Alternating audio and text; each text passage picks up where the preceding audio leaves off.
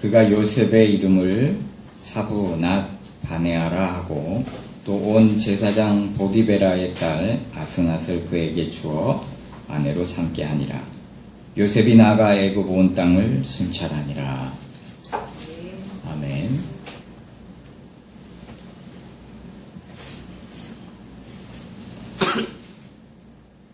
하나님께서는 사람을 쓰실 때 훈련 없이는 쓰시지 않습니다. 훈련을 통해서 훈련하시고 만드신 뒤에 하나님이 주님의 영광을 위해서 쓰십니다.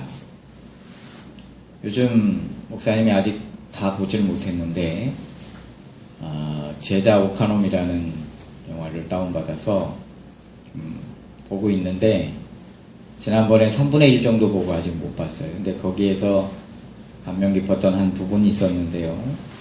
고난이 없이는 영광도 없다라는 내용을 자막으로 띄우더라고요. 근데 그 영광이라는 단어를 영어로 크라운, 왕관이라는 단어를 썼더라고요. 사람이 쉽게 얻는 것은 없어요. 히브리서에 보면 훈련, 그걸 징계라고 다르게 표현했는데 같은 단어입니다. 다시 말해서 훈련할 때에는 그것이 그 훈련을 받을 때에는 슬퍼 보이나 라고 본문은 말하고 있습니다. 우리가 훈련 받을 때는 슬퍼 보입니다. 그런데 그 훈련이 끝나면 저는 다리를 갖고 있는 사람이 뛰게 됩니다. 달리게 돼요.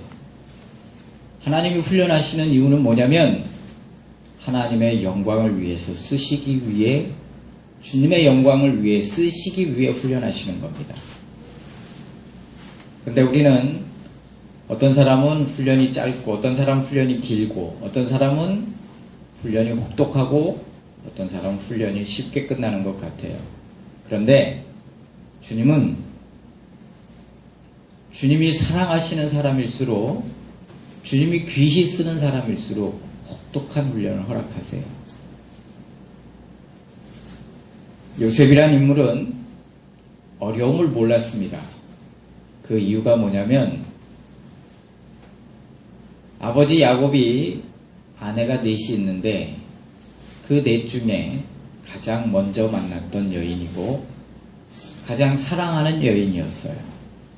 근데 가장 사랑하는 여인이 둘째를 낳다가 각각의 12아들을 낳게 되는데요. 뭐 딸들도 있고 하지만 어쨌든 아들만 숫자를 세면 딸이 디나가 이름이 기록되어 있습니다만 특별한 사건 때문에 그 이름을 기록한 거고요. 딸들은 이름을 기록하지 않습니다. 어쨌든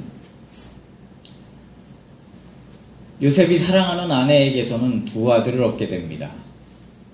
그래서 동생을 낳다가 죽게 돼요.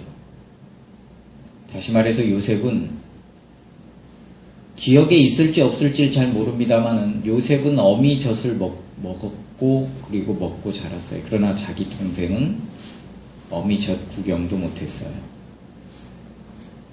요셉이 나중에 높은 자리에 앉고 난 뒤에 그가 제일 먼저 보고 싶었던 것은, 물론 아버지도 너무너무 보고 싶었지만 자기 동생이 그렇게 보고 싶었어요. 그래서 형들에게, 자기 정체를 모르는 형들에게 내 동생을 데리고 오라, 동생이라고 말은 안 했죠. 그들이 데리고 오지 않은 말째를 데리고 오라고. 자기 아버지와 자기 동생이 얼마나 궁금하겠어요. 내 아버지는 나이가 많으니까 안 오는 거는 예상을 했을 거고, 동생이 안 온 것은 아버지가 나를 사랑하듯이 그 동생을 사랑했다라고 생각했을 겁니다. 그래서 꼬치꼬치 물어봅니다. 너희 식구는 몇이냐? 이렇습니다. 아버지는 잘 계시냐? 잘 계십니다. 너희 말대로 막내가 있냐? 그러면 다음에 올 땐 막내기를 데리고 와라. 그래서 너희들이 말이 사실임을 증명하라. 그렇지 않으면 너희에게 곡식을 다시는 팔지 않겠다.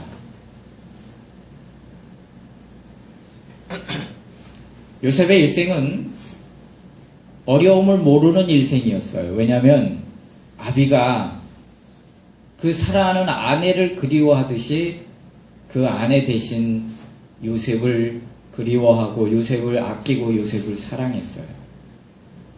그래서 요셉에게는 비단 옷을 입혔고 그때 당시 왕들만 입는, 높은 사람들만 입는 빨간 옷을, 자색 옷을 입혔어요. 누구에게? 요셉에게.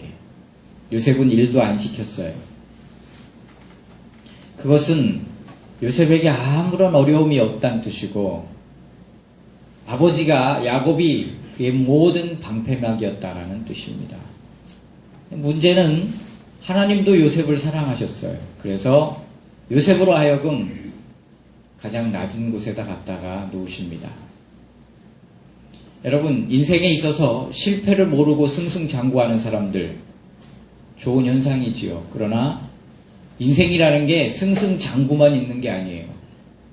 그렇게 어려움 없이 승승장구하다가 큰 어려움을 만나면 다시는 못 일어나는 경우도 종종 봅니다. 승승장구가 나쁘다는 뜻이 아니에요. 하나님은 정말 위대하게 쓰시기 위해서 때로는 그 인생을 잡초와 같이 들에다 갖다 던져놓으세요. 비바람도 맞게 하시고 눈보라도 맞게 하시고 태풍도 오면 맞게 하시고 그렇게 해서 잡초와 같은 인생을 만들어서 어떠한 어려움이 와도 거뜬히 이길 수 있도록 만드는 것이 하나님의 섭리일 때도 있어요. 물론 서론적으로 얘기했듯이 우리가 징계를 받을 때, 훈련을 받을 때는 이 훈련이 무슨 뜻인지 슬퍼 보여요. 괴로워요. 힘들어요. 그래서 훈련을 받고 싶지 않은 사람도 많아요. 요셉은 첫 번째, 형들에 의해서 팔립니다. 에베소서의 5장인가 6장에는 이렇게 표현하고 있어요. 너희 자녀를 노여웃게 하지 말라. 그 말은 자녀들 중에 부모에게 노여움을 느끼는 이 노여웃다라는 단어가요. 배신감이라는 단어예요. 너희 자녀가 배신감을 느끼지 않게 해라. 근데 자녀들이 배신감을 느낄 때가 많다는 거예요. 3분의 1밖에 안 받습니다만은 거기에 한국의 기라성 같은 목사님들이 등장을 하시더라고요. 이동훈 목사님, 하용조 목사님, 뒷부분을 이제 나머지 3분의 2를 다 봐야 되겠지만 그분들이 유학하고 그분들이 공부했던 인물들이에요. 기도로 승리한 인물은 우리 전혀 무식하다는 얘기는 아닙니다만은 영어 참 잘하십니다만 조용기 목사님이나 이런 분도 계시긴 합니다만은 전통적으로 배워서 어떤 학식을 갖춘 목사님들이 세 분이 모여서 자주 등장을 하더라고요. 그분들이 하용조 목사님과 오카노 목사님이 하와이에서 만난 적이 있답니다. 근데 공교롭게 그 하용인 선교사님이나 하용조 목사님이나 형제잖아요. 두 분이 건강상에 문제가 있는데 어디가 안 좋으냐면 두 분 다 간이 안 좋으세요. 간이 부은 분들이에요, 둘 다. 그래서 간 때문에 왔고 그때 오카노 목사님은 결국 나중에 췌장암으로 돌아가시지. 그때 췌장 때문에 두 분 다 그 병 때문에 거기서 만나게 되세요. 그분이 둘 다 똑같은 생각이 뭐냐면 그 젊었을 때 그 큰 병을 인해서 두 분이 그렇게 기도하고 하나님 바라보고 의지하고 근데 그 기간 동안에는 그게 무엇을 의미하는지 모르셨을 거예요. 그래서 오카노 목사님이나 하용조 목사님은 돌아가셨잖아요. 어떤 면에서는 그들의 일찍 돌아가심이 오히려 복일 수도 있다는 거예요. 많은 기독교인들이 슬퍼해주고 성경에서 위대한 사람들은 그들의 삶보다는 그들의 장례식을 더욱 위대하게 표현합니다. 그들이 정말 악독한 왕일 때는 장례식에 아무도 그의 장례에 가서 슬퍼해주는 왕이 없어요. 그러나 위대한 왕, 치리한 선왕은 많은 사람들이 슬퍼하고 그것으로 하나님의 축복을 판가름하기도 합니다. 젊었을 때 그렇게 힘들었던 목사님들이 그 기간 동안에 기도하고 하나님 바라보고 아마 그래서 그렇게 평생 하나님을 잘 섬겼던 것 같아요. 그래도 변함없이 이러니 저러니 그래도 세계의 선교의 우리나라에서 선교의 붐을 일으켰던 인물은 하용주 목사님이세요. 그래서 그 교회에서 장로를 7년 하면 무조건 선교사로 나가야 돼요. 지금은 어떻게 바뀌었는지는 잘 모르겠습니다만 돌아가셨으니까. 오카논 목사님도 그렇게 온 나라를 깨끗하게 하자고 목사님들을 위해서 외치던 분이세요. 그럴 수밖에 없었던 것이 자기 몸에 사도 바울처럼 사단의 가시가 있었기 때문에 그래요. 우리는 훈련을 이해할 수 없어요. 그리고 자기가 원해서 훈련의 장소 들어가는 사람 없습니다. 다윗은 광야로 내몰려요. 자기가 간 게 아니에요. 그건 하나님이 내모신 거예요. 그나마 편하게 도피하려고 성전으로 갔다가 거기서 쫓겨서 정치적인 만명을 하려다가 이도저도 안 돼서 광야로 간 거예요. 그리고 혹독한 세월을 보내요. 요셉 어려움이라는 거 모르는 인물이에요. 언젠가 제가 마가다락방에 대해서 얘기를 나눈 적이 있지만 거기서 어려서부터 함께 자란 전도사가 되고 부목이 된 아직 부목이 아니었던 것 같아요. 그때 강도사님이 돼서 설교를 하신 것 같은데 그분이 이런 얘기를 하더라고요. 그 목사님이 고아들을 데려다 공동체 생활에서 함께 생활을 하는데 이 목사님이 너무 무섭다는 거예요. 만약에 학생들이 학교를 가다가 PC방 가죠? 여지없이 전화가 온답니다. 어디야? 너희들 학교 아니라는데. 아이들이 얼마나 궁금하겠어요. 야한 동영상을 보고 싶을 그런 나이잖아요. 몰래 숨어가지고 335 보고 있는데 여지없이 또 전화가 옵니다. 너희들 뭐하고 있어? 니들 이상한 거 보고 있다는데 하나님이. 이들에게는요 든든한 멘토가 있는 거예요. 자기가 고민해서 선택할 필요가 없어요. 세 갈래 길이 있다. 목사님께 가면 먼저 아시고 대답을 하세요. 이쪽으로 가라. 그 길이 돌아가는 것 같은데 항상 선택하고 뒤돌아보면 그 길이 가장 빠르다는 거예요. 근데 문제가 뭐냐면 그렇게 바른 길로 쭉 가다가 자기가 결정해야 될 시점이 딱 왔다. 언제까지 목사님이 해줄 수는 없잖아요. 결정을 못 하겠더라는 거예요. 일어설 수가 없더라는 거예요. 어느 날 목사님이 멘토를 안 해주시더래요. 무지무지 섭섭했대요. 근데 곰곰이 생각해 보니까 잘못된 길을 선택하더라도 그 실패를 경험해보는 인생이 필요하다는 걸 느낀 거예요. 우리는 순탄한 길만 있기를 바라요. 그리고 평안한 길만 있기를 바라요. 내 지갑에 주머니에 돈이 두둑해서 내가 하고 싶은 거 하고 쓰고 싶은 거 쓰고. 여러분 쓰는 즐거움을 아십니까? 돈 쓰기 싫어하는 사람이 어디 있어요? 다 좋지. 근데 하나님은 때로는 지갑에 돈을 마르게 하신다니까요. 왜? 하나님을 바라보게 하시기 위해서. 요셉은 아무 걱정이 없었어요. 근데 누구에 의해서? 형들에 의해서 팔렸어요. 아무리 그가 잘못했을지언정 어떻게 형들이 자기를 팔아요?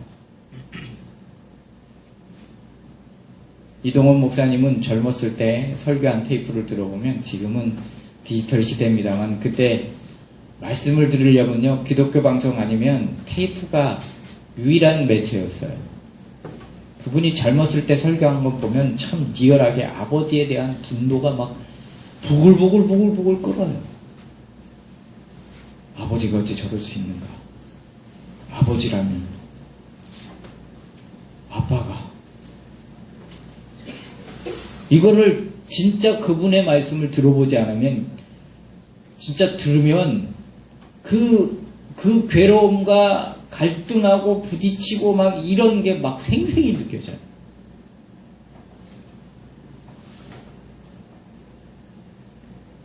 여기 우리 학생들 쭉 있습니다만은 어려움을 모르는 학생도 있고요. 주유소에서 총 쏘는 학생도 있고 그렇습니다. 누구 인생이 잘 될 것 같으세요? 어려움이 없는 인생이 잘못된다는 얘기를 하는 건 아니에요. 하나님의 섭리가 있고 뜻이 있어요. 요셉은 갑자기 형들에 팔려서 노예가 됐습니다. 하는 짓이 노예 같지 않아서 그 주인이 그에게 다 맡겼어요. 요셉은 사람 속에 무엇이 있는지를 알면 나중에 사람 속에 무엇이 있는지 죽음 앞에 있을 때 뒤돌아보니까 예수님께서 이 땅에 계실 동안에 사람 속에 친히 무엇이 있는 줄 아시고 친히 그 몸을 사람들에게 의탁지 않으셨다. 왜? 사람들 속에 뭐가 있는지 악한 게 있다는 뜻이 아니에요. 그들이 연약성을 아시는 그들이 요셉도 마찬가지예요. 형들이 자기를 팔아버릴 때 형들 마음속에 뭐가 있는지 그때 처음 봤어요. 두 번째, 자기 여주인이 자기를 그렇게 모함해서 유혹까지 하는 건 좋다고 쳐요. 자기를 모함해서 감옥에 가둬버려. 세 번째, 보디발이라는 인물에 대해서도 실망했을 거예요. 보디발은 애굽 사람 중에 그 집에 집사를 세운 게 아니었어요. 히브리 노예지만 사람이 딱 보니까 이건 집사로 세울 만하다. 파격적인 인사를 일으켰던 인물이에요. 그럼에도 불구하고 자기 아내가 그따위로 분명히 알았을 거예요. 성경은 없지만 행실이 나쁘다라는 거 분명히 보디발은 알았을 거예요. 왜 그 정도 되니까 왕의 12장 호위대장까지 하겠죠. 덕망과 지식과 모든 게 갖춰졌으니까 하는 인물이잖아요. 근데 요셉은 분명히 보디발이 알았을 거라는 걸 자기도 알고 보디발도 알았지만 이걸 이렇게 하는 걸 이해를 못했을 거예요. 세 번째, 술관원을 살려줬어요. 아니, 술관원에 대해서 이렇게 얘기해줬어요. 그러면 술관원은 자기를 기억할 줄 알았는데 보디발하고 부딪히기 싫었던 그 모습을 보고 사람 속에 무엇이 있는지를 요셉은 철저히 알았던 거예요. 나중에 아버지를 만났을 때, 자기 동생을 만났을 때, 아버지가 돌아가신 뒤에 형들이 자기에게 비굴하게 자기 목숨들을 구걸하는 그 내용들을 보면서 우리 인생은 원해서 고난을 받는 사람은 없어요. 우리 속담이 하나 틀린 게 있어요. 젊어서 하는 고생은 사서도 한다라는 말이 있죠? 아닙니다. 고생은 아무도 원하지 않아요.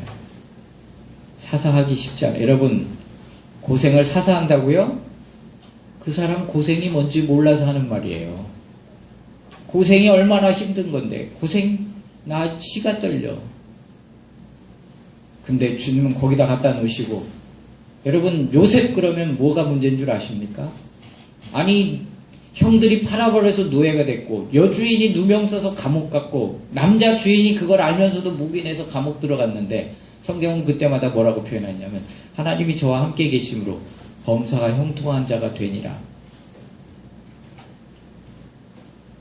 이게 무슨 형통이에요? 불통이지. 밖으로 볼 때는 그게 일이 잘 풀리는 거냐고요? 안 풀리는 거지. 근데 하나님이 그와 함께 계신대요. 그리고 하나님이 그와 함께 계심으로 모든 게 형통하고 있답니다. 여러분, 하나님이 여러분과 함께 계십니까? 그러면 일이 안 풀리는 거에 대해서 어떻게 설명하실래요? 때로는 하나님께 실망도 하고요. 때로는 하나님께 원망도 합니다. 욥이 하나님과 대화하는 1장부터 38장까지의 그 내용이 하나님께 감격해서 감사하는 내용입니까? 하나님께 실망해야 돼. 하나님께 실망한 것을 쫙 나열하는 거예요. 그렇지만 그 이유를 우리는 모르지만 그 뒤에 오는 주님의 영광과 회복은 놀라운 것입니다. 할렐루야.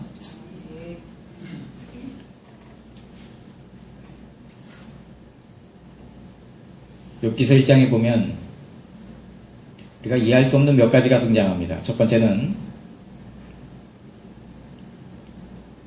하나님의 아들들과 하나님이 있는 자리에 사탄이 온 겁니다. 쉽게 말해서 왕의 회의에 왕의 신하들이 오는 거야 당연하지만 그 자리에 어떻게 사탄이 오냐고요. 여러분, 사탄은 우리가 생각할 때 우리에게 상대적일 때 그 존재가 힘이 센 거지, 하나님이 보실 때는 아무것도 아니에요. 그 어전 회의에 참석할 수 있는 권한이 누가 있나? 주님이 오라고 하니까 온 거지, 지가 어떻게 거기를 들어가요? 못 들어가요. 주님이 물었습니다. 너 어디 있다 뭐 하다 왔니? 그랬더니 땅을 두루 돌아 여기저기 두루두루 돌다가 왔습니다. 그랬어요. 왜 두루 돌아다니느냐? 그걸 베드로서에서 베드로가 말하고 있어요. 이유를. 왜 그랬어요? 사탄이 왜 두루두루 돌아요? 두루 돌아 삼킬 자를 우는 사자와 같이 찾고 다니느니라. 성경은 다 짝이 있어요. 이렇게 짝을 이루는 거예요. 사탄이 왜 온 땅을 두루 돌아다니느냐? 삼킬 자를 찾아다니는 거예요. 특별히 사탄이 역사하는 곳이 있고요, 사탄이 역사 못하는 곳이 있고 그래요. 그래도 여기는 하나님이 계신 곳입니다. 할렐루야. 어쨌든 욥은 자기에게 고난이 닥쳐왔을 때 놀래가지고 수 없는 말을 쏟아내요. 우리도 마찬가지예요. 어려움이 찾아오면 수 없는 말을 우리가 쏟아내게 돼 있어요. 근데 여기 욥기서에서 우리가 알 수 있는 건 뭐냐면, 하나님은 모르시는 고난이 없다는 거예요. 이미 다 알고 시작하도록 허락하셨어요. 그러면서 우리가 결론을 보고 느끼는 게 뭐냐면, 하나님은 뭔가를 시작할 때 이 사람에게 어떤 문제를 시작할 때는 이 사람의 문제가 시작될 때 그 문제의 해결책과 위로와 축복을 뒷춤에 감추고 시작하세요. 우린 그게 안 보일 뿐이지 하나님은 대책이 없거나 모르시는 고난을 허락하시는 경우가 없어요. 그게 욥기서의 핵심이에요. 근데 우리는 욥과 똑같은 반응을 보여요. 왜? 그 뒷춤에 들고 계신 축복이 뭔지 모르기 때문에 그래요. 안 보이기 때문에. 설명도 안 하시고. 늘 드리는 말이지만 욥이 뭐라고 해요? 내가 내 육체 밖에서 주를 보리라. 그 말은 무슨 뜻이에요? 살 희망을 포기했다는 뜻이에요. 그러나 하나님은 설명하지 않지만 인생의 결말 오래가지도 않았어요. 몇 개월 후에 하나님은 욥의 모든 환경을 다 회복시켜 주세요. 할렐루야. 요셉도 마찬가지예요. 원해서 그 자리에 들어간 게 아니에요. 그러나 그는 거기서 이익을 남기고 성실히 살았어요. 노예로 살았을 때 불평하지 않고 도망쳐서 아버지에게로 가지 않았어요. 자기에게 주어진 일을 최선을 다했다고요. 내게 맡겨진 일을 이익을 남겼다고요. 여러분, 감옥에서 감방장이라는 말을 했지만 사실 그의 직책이 뭐예요? 다른 죄수들을 섬기는 거예요. 그보다 낮은 사람이 없어요. 가장 높은 사람이 딱 보니까 저 사람이 민첩하고 세심하고 섬세하고 여자 같은 성품이 있는지 어쨌는지 잘 이렇게 이 사람에게 뭐가 필요하고 이 사람이 뭐가 필요한지를 다 파악을 하는 거예요. 그러니까 그에게 감방장 직책을 맡겨서 여기저기 다 돌아다닐 수 있게 했지만 실제는 뭐예요? 죄수들을 섬기는 죄수일 뿐이에요. 그보다 낮은 사람이 없어요. 어제까지 그렇게 죄수들을 섬기는 죄수였는데 오늘 온 애굽을 순찰하면서 뭘 해야 될지 파악하고 다니는 사람이 돼. 나라의 2인자. 왕이 꿈을 꿔서 해석을 못했는데 가서 해석해 주니까 왕이 그에게 뭔가를 이렇게 해줬어요. 그러니까 엎드리라 그랬어요. 모든 사람이 다 요셉에게 엎드렸어요. 왕도 그가 정치를 하기를 편하게 하기 위해서 가장 영향력 있는 가문,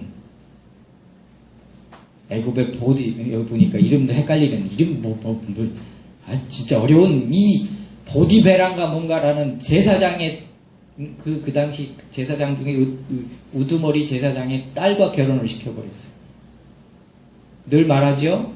그때 당시 동맹의 최고의 동맹이 뭐예요? 결혼이에요.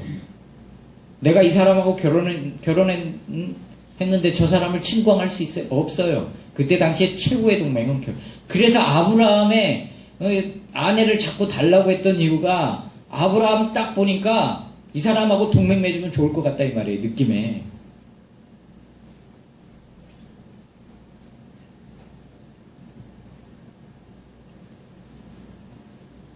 그렇게 하루아침에 바뀌었어요. 신앙인들에게는 하루아침에 인생이 역전되는 거 없어요. 로또는 없어요. 여러분 로또 맞은 사람들 얼마나 불행해지는지 잘 알잖아요. 아닌 사람도 있지만 그런 건 없어요. 근데 하나님 안에서 하나님을 바라보고 내게 주어진 이 환경을 이해할 수 없지만 성실히 섬기다 보면 반드시 하나님이 그 환경에다 갖다 놓으신 이유를 깨닫게 하신다 이 말이에요. 할렐루야. 나도 알아요. 내가 왜 이곳에 있어야 되는지 답답할 때도 있어요. 그러나 하나님이 내게 맡겨주신 이 양무리들을 돌보고 위해서 기도하는 것이 우리의 할 일이에요.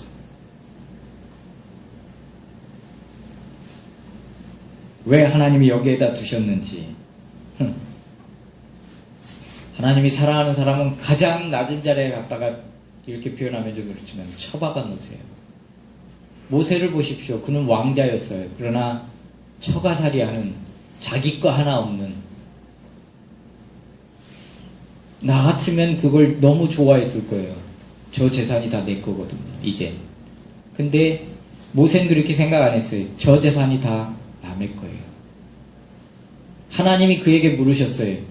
네게 있는 게, 물론 정확히 직역을 하면 이런, 네 손에 있는 게 뭐냐고 물었지만 그 말은 이거예요. 너에게 있는 게 뭐냐 이거예요. 그는 정확히 자기 생각을 대답했어요. 내 손에 지팡이 하나 있습니다. 학식도 남은 게 없고 건강도 남은 게 없고.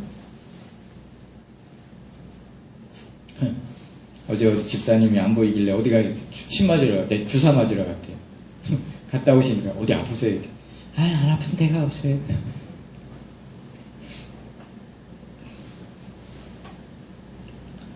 너도 나이 먹어봐. 뭐 그따구로 쳐다봐. 기분 나빠. 너라고 건강할 것 같아 항상.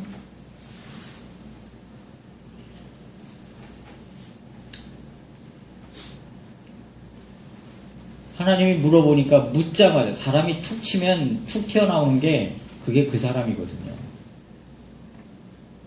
지팡이 하나 남았단 말이에요. 근데 하나님이 그 지팡이 하나로 얼마나 많은 역사들을 일으키세요. 홍해를 갈르시죠. 10가지 재앙을 내리시죠. 그러면 지팡이가 해도 가려버리죠. 우리는 하나님의 이끄심을 우린 이해를 못해요. 그러나 분명히 섭리가 있고 뜻이 있어요. 낮은 자리에서 긴 세월 동안 훈련된 사람이 다윗과 같이 성군이 되는 거예요. 난 솔직히 은총이를 좀 주유소도 보내고 싶고 알바도 시키고 싶은데요. 안 해요. 안 해요. 자기 인생을 몰라요. 잡초처럼 살아가야 되는데 우리가 언제까지 쟤를 전 먹이면서 키울 수는 없잖아요. 나중에 장가는 가려나 모르겠어요. 장가 가서도 맨날 컴퓨터만 하고 있고 그러면 어떡할지 걱정돼요. 그건 내 아들 얘기뿐만이 아니에요 지금.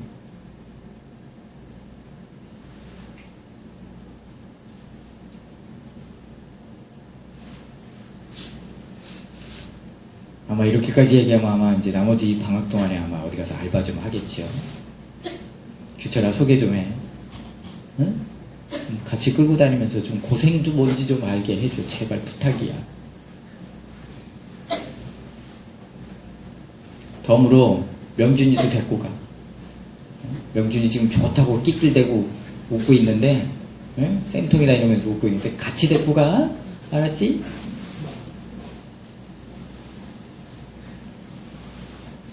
편안하게 키우는 자식이 효도하는 게 아니에요. 부족함 없이 키우는 자식이 효도하는 게 아니에요. 부족해도 사랑으로 키우는 자식이 효도하는 거예요.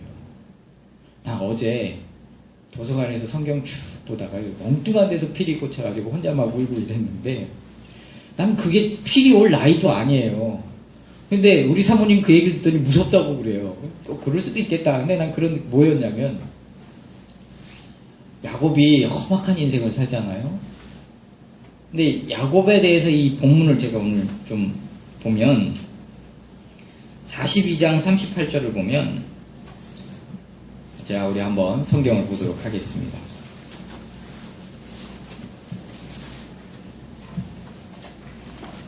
창세기 42장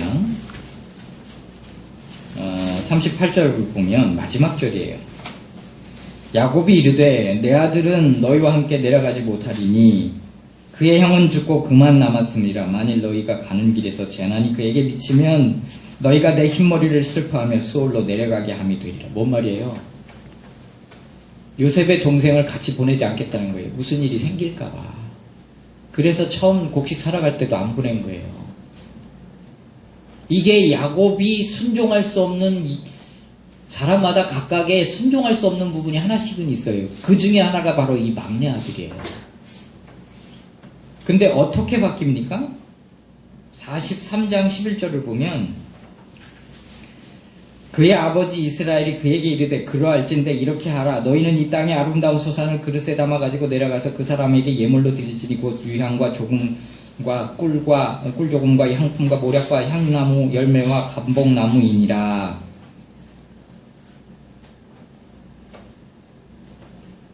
뭐라고 되어있지? 이게 야곱의 습성이고요. 14절에 이제 그가 전능하신 하나님께서 그 사람 앞에서 너에게 은혜를 베푸사 그 사람으로 너희 형제와 다른 형제와 베냐민을 돌려보내게 하시길 원하노라. 내가 자식을 잃게 되면 이르리라. 여기 보세요. 자식을 잃게 되면 이르리라. 그게 잃겠다라는 뜻이 아니고요. 그때서야 순종을 한 거예요.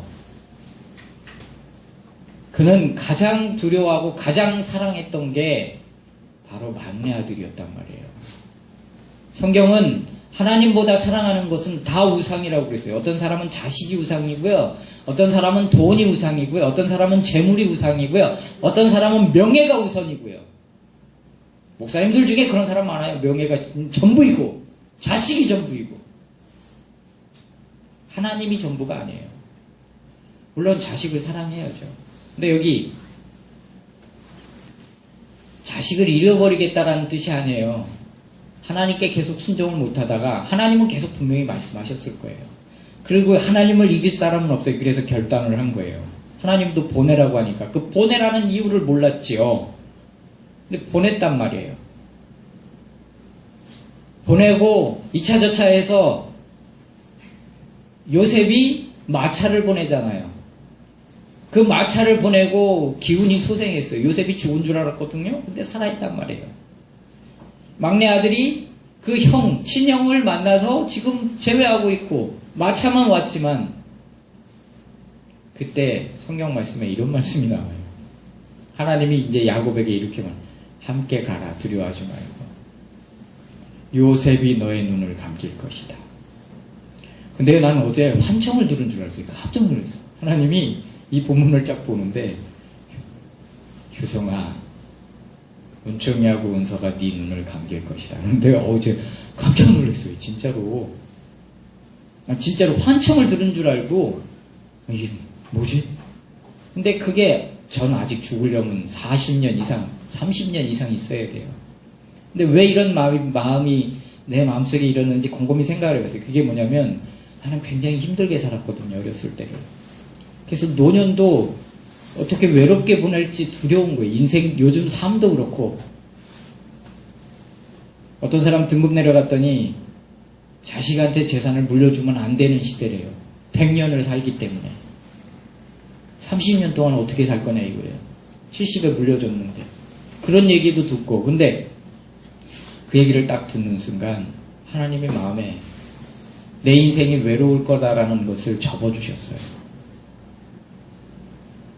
저 아이들이 우리의 노년을 물론 하나님이 책임지시지만 어쨌든 야곱은 너무 힘들었어요. 하나님이 내려가기를 두려워하지 말라. 그리고 요셉을 보고 남은 여생, 요셉의 두 손자를 무릎에서 키우면서 그렇게 그 마음고생했던 인생을 하나님 위로하시는 나머지 여생을 보내면서 인생을 마치게 돼요. 요셉도 마찬가지예요. 요셉 그 긴 세월 동안의 슬픔과 괴로움을 그가 국무총리가 돼서야 다 이해가 되는 거예요. 형들이 살려달라고 그랬을 때 뭐라 그래요? 형들은 나를 팔았지만 우리 가족을 구원하시기 위해서 나를 미리 보내신 겁니다. 그걸 깨달았단 말이에요. 형들 걱정하지 마십시오. 내가 하나님을 대신하리니까. 형들을, 자녀들을, 가족들을 내가 공개하고 돌볼 테니 걱정하지 말고 두려워하지 말라. 이게 요셉이었어요. 사람이 가장 경계해야 될 게 뭐냐면 악한 환경일수록 사람이 악해지기가 쉬워요. 근데 그 악한 환경에서 그 선한 마음을 유지한다는 게 얼마나 힘든 건지 몰라요. 근데 요셉은 그 가운데서 선한 마음을 유지했다는 게 중요한 거예요. 할렐루야. 어디 옆 사람 한번 보세요. 나중에 악독한 사람이 될지 선을 베풀 사람이 될지 한번 봐봐요.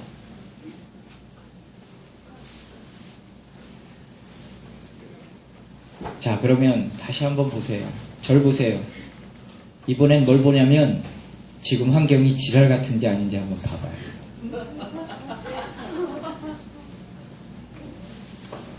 자, 절 보세요. 원망하고 불평하며 보내는 거 여러분 자유입니다. 성실히 보내고 이익을 남기고 보내는 것도 여러분의 자유입니다. 목사님이 그 사람만 보면 든든한 사람이 있고요. 목사님이 그 사람만 보면 아쉬운 사람이 있어요. 와서 이것도 좀 해주고 저것도 좀 해주면 좋겠는데 안 해. 그 누가 다 보고 계세요? 하나님이 다 보고 계세요. 나 어제 국수 삶았어요. 국수 삶을 때마다 항상 느끼는 게 뭔지 아십니까? 내가 왜 이걸 하고 있지가 아니에요. 내가 10년 후 20년 후에 내가 이 감격을 어떻게 또 느끼겠어요.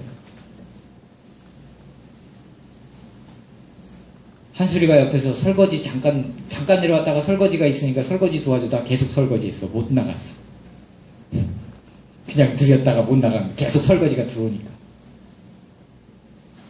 근데 한수리가 옆에서 절 보고 뭐라는 줄 아십니까? 내가 지난주도 삶고 어제도 삶았는데요. 지난주는 내가 타이밍을 못 맞췄지만 지금은 타이밍 절묘하게 맞히거든요. 그리고 국수를요 정확히 끄집어내요. 조금 덜 탄력이 있기는 합니다만은 잘 빨면 밀가루 냄새가 안 나요. 근데 찬물에 잘 빨거든요. 목사님 저거 그래요. 목사님 어떻게 그렇게 잘하시네요. 난 이게 하나님 일이라고 내 일이라고 생각하고. 여러분, 요셉과 같이 이익을 남기는 사람이 나중에 하나님의 큰 축복을 받는 거예요. 어디 옆 사람 봐요. 지금 이 사람이 자기 환경에서 이익을 남기고 있는지 아니면 대충 때우고 사는 지랄 같은 사람인지 한번 봐봐요. 시작.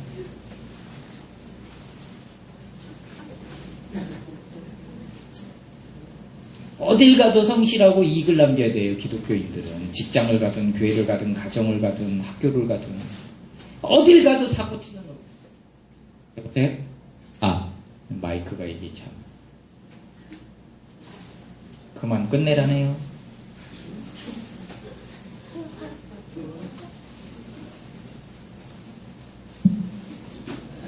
그만 끝내라니까 정리하겠습니다. 이제 지겨워가지고 막 몸을 틀고 계시는데 특별히 학생들 몸 트는 건 이해하는데 어른들이 알았어요. 끝낼게요.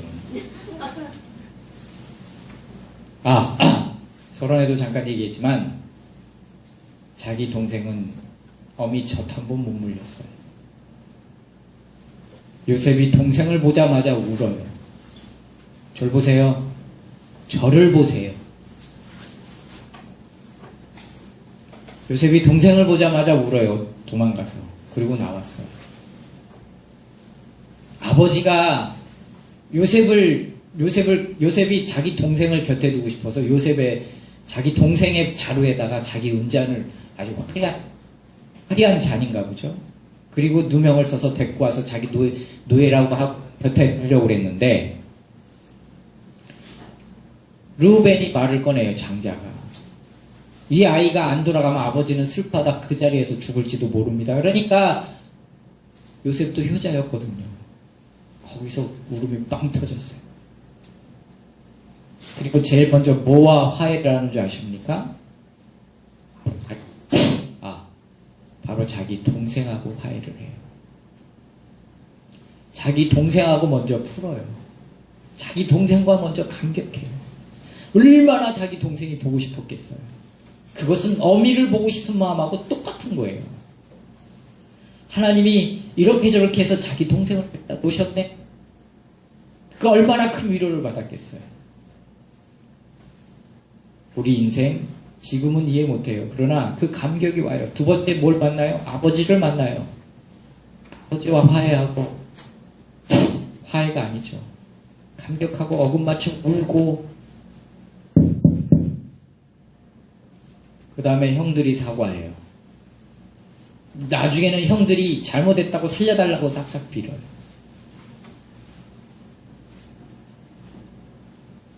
모든 건 주님 손안에 있어요. 모든 건 하나님이 뒤집어 놓은 날이 와요. 우리의 눈물을 씻겨주실 날이 옵니다. 요셉의 일생을 통해서 우리가 봐야 될 게 이거예요. 왜 하나님이 우리를 여기다 갖다 놓으셨는지 몰라요. 하나님만 아세요. 설명하지 않아요. 그러나 여러분 여기 있는 동안에 이익을 남기는 하나님의 사람들이 되기를 주님의 이름으로 축복합니다. 옆 사람 봐요. 여러분이 이익을 남겨야 될 사람들입니다. 돌봐줘야 될 사람들이에요. 자, 앞을 보세요. 여러분이 섬겨야 될 사람이 앞에 있습니다. 키 작고 키만 작아요. 왜 반응이 이렇지? 키도 작아요가 아니에요. 절대로. 네, 고마워요. 정말. 혹시 너는 목사님 키도 작고 뭐 또 이렇게 막 체크하는 거 아니야 지금? 에이, 아니긴 얼굴에 다 써있구만.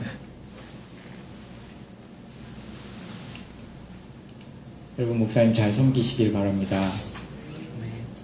우리 사모님이 제일 잘 뭐라고요? 목사님 잘 섬기시길 바랍니다. 아이, 고맙습니다.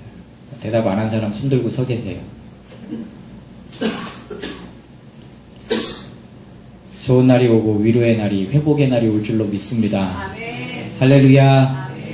자, 여러분 주님의 뒤춤에 뭐가 있는지 빨리 찾아봐. 빨리 찾아보세요. 주님 절대 안 보여주세요. 빨리 찾아봐요. 주님 뒤춤에 뭐가 있는지. 기도하겠습니다.